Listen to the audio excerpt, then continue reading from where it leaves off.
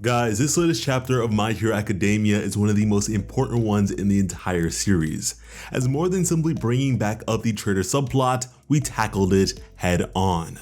With the previous chapter, All Might had just informed the students of Class 1A about the shining opportunity afforded to them by the late Star and Stripe during her confrontation against Shigaraki. A sort of parasitic exchange in which a number of the villain's many quirks were destroyed, rendering him unable to act for yet another week. Yet even still, considering the entirety of their situation, all-out war against the villains and their various members was all but unavoidable. And so for this reason, it was All Might's hope that they would use all their time to further their own progression. But according to Class 1A, they had already mostly done so on account of their training with the Wild Pussycats, which we spoke about quite a bit with the previous chapter video.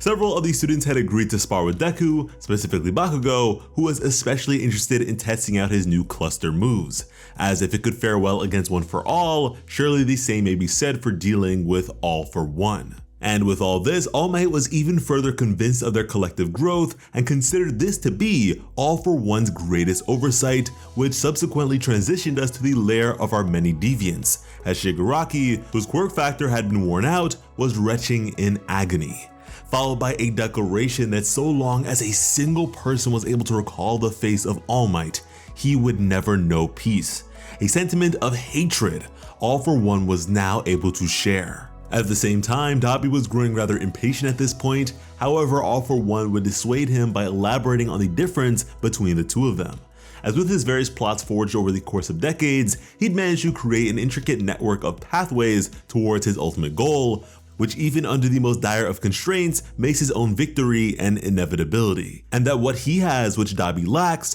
are friends in excess, as we would receive a single shot of Invisible Girl, far clearer than we ever had before, yet still unrevealed. With this latest chapter, we have My Hero Academia taking over the cover of Weekly Shonen Jump issue 1 in triumphant fashion. Now, we honestly expected something a bit more flashy and or intense, but hey, let the good times roll while we still can, I suppose. We furthermore also received the results of the Japanese My Hero Academia popularity poll, along with a glorious piece of artwork featuring our new top 10 characters, along with some animals that encapsulate their essence.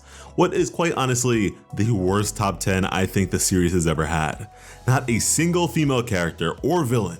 It would seem that this poll more than most may have been influenced by the anime and movie releases, yet for not a single villain to be here despite My Villain Academia breaks my heart. Yet despite Shindo having randomly appeared for once after the provisional license exam arc, he was knocked down to number 17, despite being in the top 10 last time around, with President Mike of all characters making it front and center. Yet again, despite his various escapades, Deku could not top the true main character of the series, Bakugo. And if not now, it's hard to imagine when he ever will. This list was all kinds of crazy, from Deku's freckles scoring higher than twice to Mustard, the gas mask villain from season 3 if you can even remember him, scoring higher than Miruko, but oh well. But yeah, now getting into the actual content of the chapter, we would have our new main character Bakugo in the midst of training with Deku. Apparently he figured out how to truly concentrate and fire during his time under Endeavor, which he can now manage to do consistently by way of producing spheres of sweat, therefore allowing himself to fire several shots at once. Thanks to Cluster, all of his moves were bound to be even stronger. Now, my personal hope is that Cluster allows for a furtherance of what we best know Bakugo's combat to already encapsulate, and that is versatility. If this is just a power-up to say that his explosions are simply stronger, then that's not all too impressive or interesting to me, and a pretty unimaginative quirk evolution, so fingers crossed.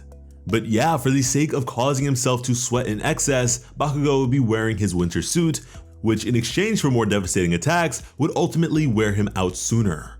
And at this time, Deku was also able to notice a certain shift in Shoto as well.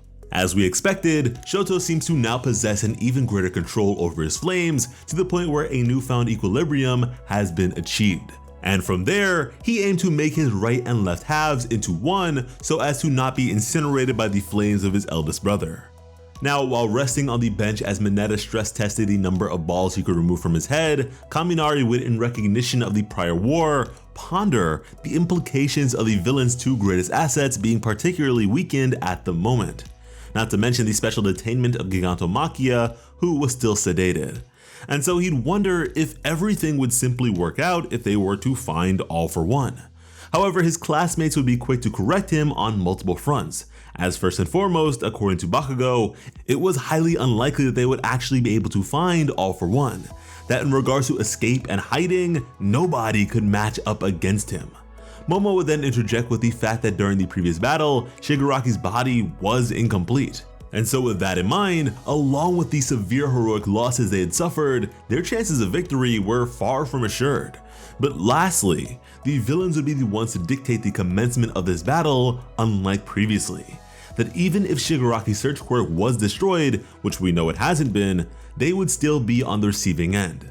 All of which being enough to convince Deku that they needed to, at the very least, influence the actions of their adversaries, and for this reason he would be headed out as soon as he could for recon, which would lead to a chop over the head by Ida, who would correct Deku's thoughts of going it alone. Yet Deku would begin to wonder if it was actually alright for him to even go outside, considering all that had occurred previously, which Ida would confirm by saying that Uraraka's speech certainly helped reduce the tension between the heroes and the people taking shelter, as Uraraka would blush heavily in embarrassment, as a now somewhat disappointed Kaminari would begin to wonder if, in the end, no matter how far into the corner they backed him, All For One would still be out there somewhere laughing at them.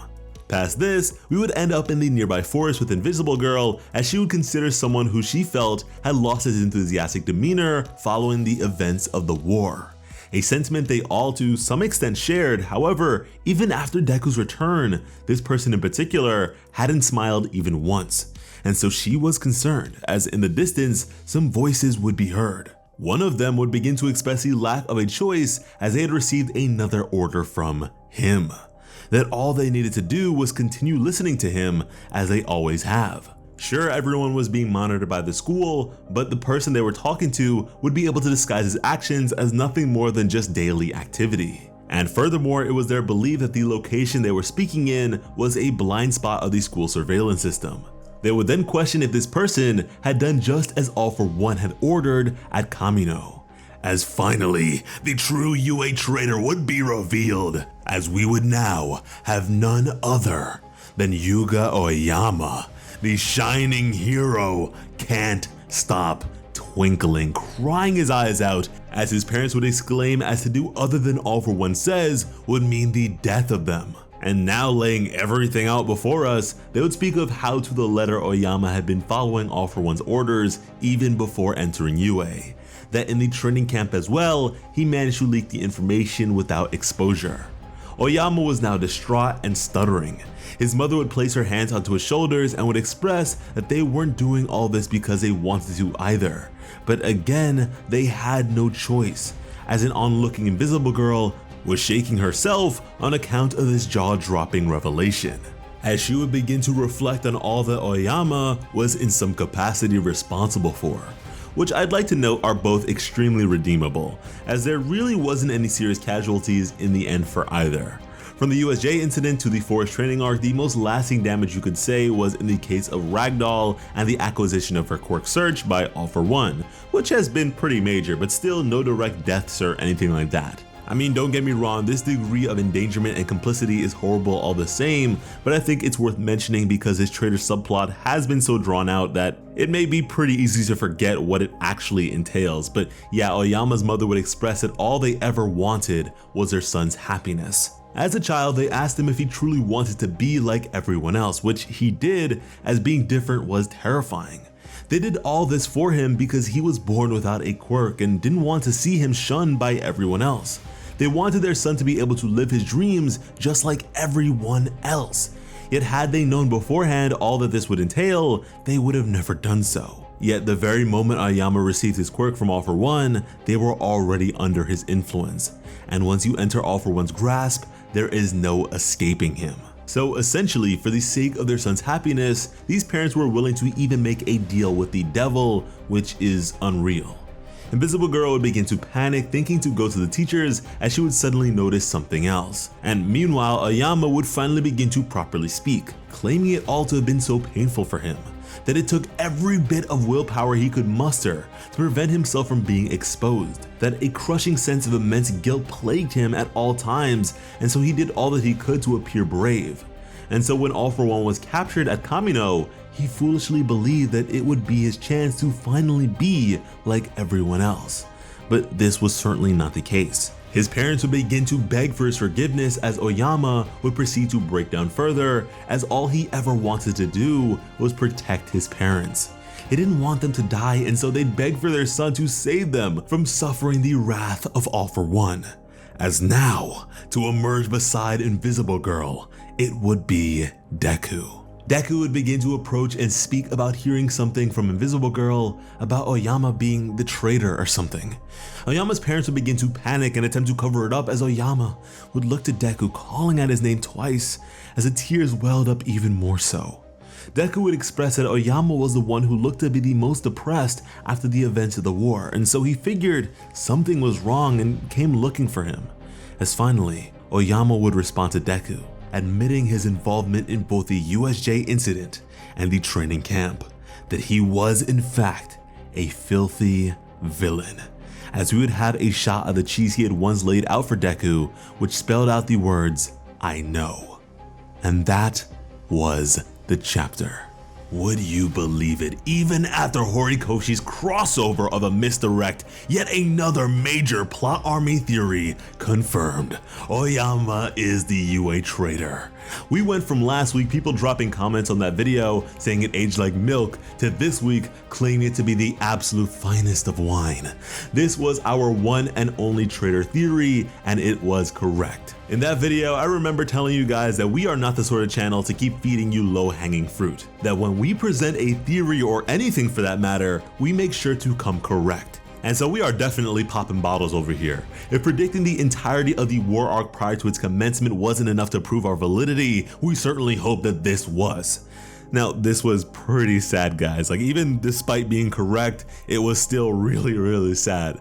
Sure, it could have been even more painful had the perpetrator been even closer to the spotlight as a fan favorite, or at the very least a character more popular than Deku's freckles, but you know what, knowing that for Oyama, being different is terrifying, yet he overtly presented himself at all times to be so very different, keeping his distance from everyone in his class to an extent, is extremely sad to me. I don't want to get into too much about it all here, as I feel certain things may be better served with a video of their own, but man, what a position to be in. If My Hero Academia was a more ruthless sort of story, I'd say we can expect All for One's immediate retaliation against his family, but I'm not so sure. I honestly find it a bit funny that the moment All for One mentions this asset of his, it's pretty much unraveled immediately, but at the very least we reasonably should presume that this development is now known by the villains as well, as Shigaraki was in the midst of using search in relation to this scene. What I can only imagine was in some capacity the process employed in the case of Lady Nagant's sway to the side of Deku and the subsequent response to that, so take that as you will. I for one am certainly expecting shonen forgiveness from Deku here, but boy oh boy is Horikoshi speedrunning the end of the series at this point. My boy must have already booked his tropical vacation or something. Not even Hawks at his best could keep up with the speed of this story right now, but hopefully you'll be willing to keep up with plot armor by subscribing with notifications on. Because when it comes to bringing you some of the best My Hero Academia content on the platform, plot armor has you covered. As always, I'm Slice of Otaku. Thank you all so much for watching and have an awesome day. I love you.